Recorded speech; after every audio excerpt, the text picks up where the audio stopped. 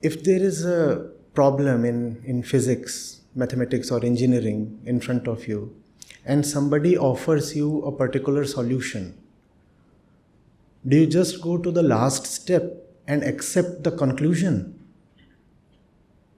Is that scientific or rational? Do we do that? No, we don't do that. What do we do? If a conclusion has been offered to us, the conclusion is the last thing we focus on. What do we focus on? We focus on the process. We focus on the assumptions that the problem solver is making. Have you started, for example, with a hypothesis? Have you made the hypothesis explicit? Or are you just hiding your assumptions? Then, in the problem solving mechanism, there are, let's say, 21 steps involved. Assuming a simple kind of problem. Is each step of the problem logically related to the previous and next one? Or is it so that step number 12 is disconnected to step 11 and something totally unrelated comes up at step number 13 and we accept it? How does one step follow from the preceding one? Right? When we are solving a problem in academics or wherever, this is the way we proceed. And if we don't proceed this way, we know what happens. The problem does not really get solved. The solution won't work. If you have written, for example, a computer program, it won't compile, it won't run. If you have tried to solve a problem in mathematics, the solution would be false or unattainable. Worse still, there is often an evaluator who will mark you 0 on your solution. Why? Because he'll be able to see through your thinking by looking at the various steps you are following. But when it comes to an influencer, often the medium of consumption is the video. Is that true? That's how you... And the pace at which the solution is delivered is quite fast. Often it is deliberately kept fast. And we do not have time to pause and think over what has been said. Equally, the video medium offers you an opportunity to simply press the pause button, does it not? Why do you allow the influencer to run away with whatever he wants to serve you? Make him halt. Ask him, so this is what you just said. And it was a short sentence of, let's say, just 8 words. I want to question you here. He'll want to simply hop over. He'll want to quickly jump to the next thing. You shouldn't allow him to go to the next sentence if the previous one itself has not been justified or established. Can I go to the next step of solving a problem in differential calculus when the previous one itself is faulty? And forget about moving from one step to other. Can I even start solving the problem? If my assumptions are all wrong, not only they might be totally wrong, more commonly they are not even explicitly stated. In statistics, for example, when you solve a problem, you often have to start with hypothesis. And what do? You openly state your hypothesis. Forget about statistics. When in class 6, we were dealing with basic ideas of congruency, etc. And there were problems. How did we start? Let there be a triangle ABC. And then there is a similar triangle XYZ. And this was stated right at the beginning of the solution. Is that not true? You are making your assumption obvious. Now, the person who is coming to you, first of all, is he assuming something? Assumptions are dangerous. Secondly, Even if he is assuming something, is he accepting that he is operating on assumptions? That does not often happen. And we lack both attention and time. So, for example, a YouTube video comes to you and you start watching it, and within 5 to 7 minutes, something just runs over you. We have not been trained in critical thinking when it comes to matters of life.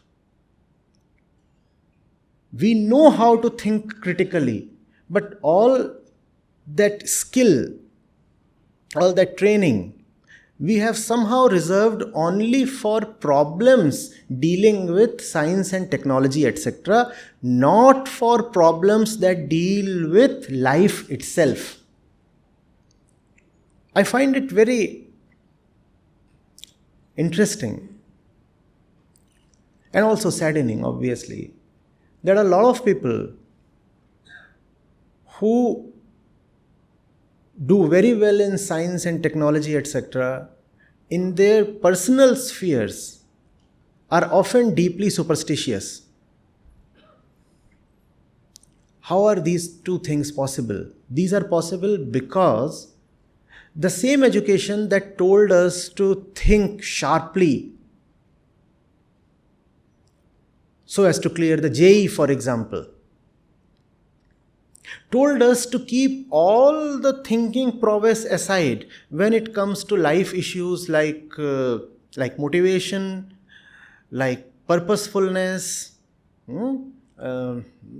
like friendship, like time management, like values, like money, like love. When it comes to all these, we behave in the same primitive ways as any uneducated person would. Believe me, as the trend is, if you are mostly BTech students here, how many BTech students here? Lots. A majority of us do not directly serve the field of our education.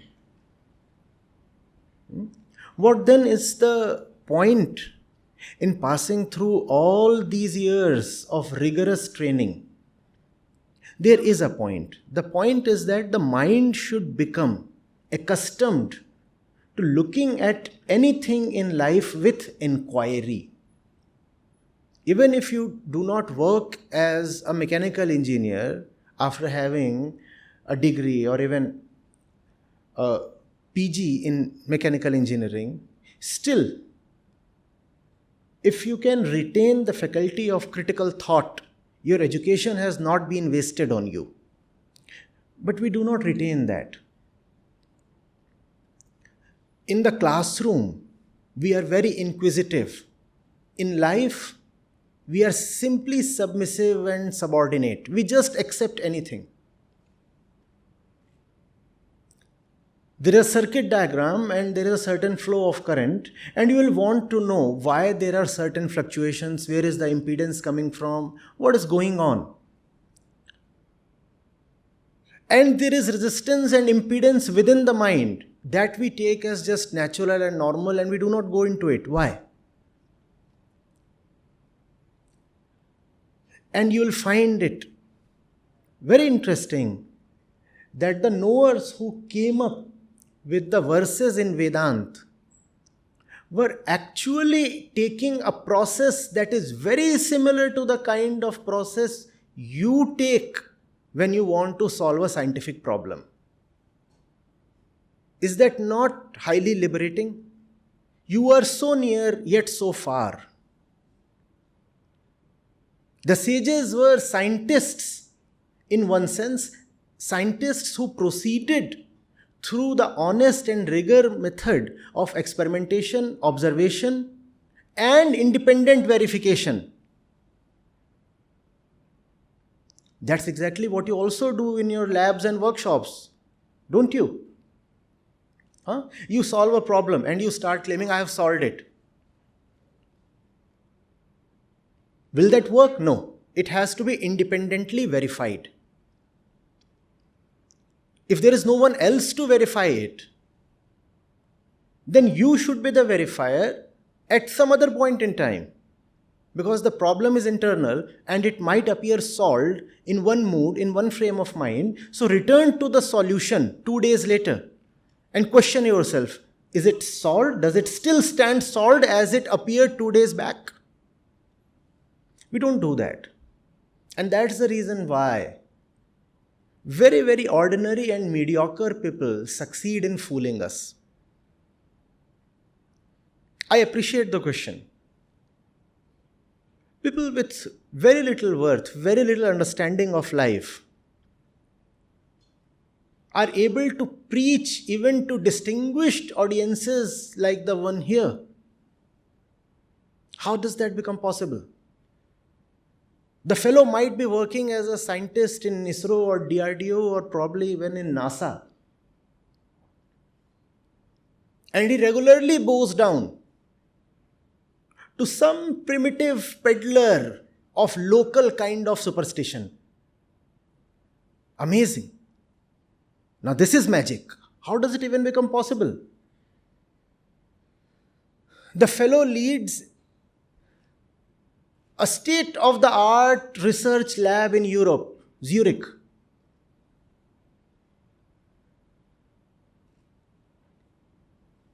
But cannot begin his day without looking at one particular direction in the sky,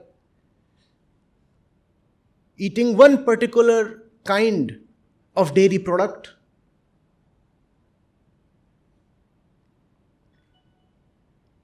And some brainwashed kind of fellow visits his home and he'll organize a great function to welcome and facilitate him. Why have you compartmentalized the mind in two halves? Why do you say that mathematics has to be applied only to numbers? Mathematics is not necessarily numerical. You get what I'm trying to say. Why can't the same spirit of inquiry be present to everything in life? When that same inquiry, I will not accept without verification. I will not take anything just because it seems to be coming from a particular authority or high seat or respectable position. I will not take it. The first freedom is to be free to question others and to question yourself. I feel like doing this, but why? Why should I be a dictator unto myself? So, if you have a book written by those influencers, pause at every sentence. Though most of them don't write books. They don't have anything worth writing. Pause at every sentence. Analyze. Just refuse to move to the next sentence till you are contented with the current one and the previous ones. And if they are saying something in video or audio form, we said the pause button is always there. Don't let them, as they say in English, pull a fast one. You understand what it means to pull a fast one? Haath ki safai. The magician on the stage does it just so cleanly and so swiftly that the audience is unable to catch the trick. Don't let them get away with this. Don't let him pull a fast one, I repeat. And then people sometimes ask me, and they seem a bit irritated. They say, sir, why do you give so many gaps when you are speaking? Sometimes you seem to pause even for a minute, 60 entire seconds. Why do you do that? And I ask them, what is your problem?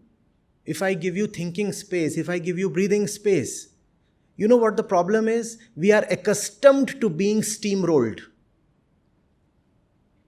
Just come and run me over. Don't give me time and opportunity to think because I've lost the capacity to think. And if you will give me the opportunity to think, I will feel irritated. I can imagine. I can waste myself in worries. Fancies and dreams I like, but critical thinking I abhor. Why must that be the case? Please. And remember, the world throws so many things at you continuously. If you will not have the filter of thought and inquiry, you will be enslaved and exploited.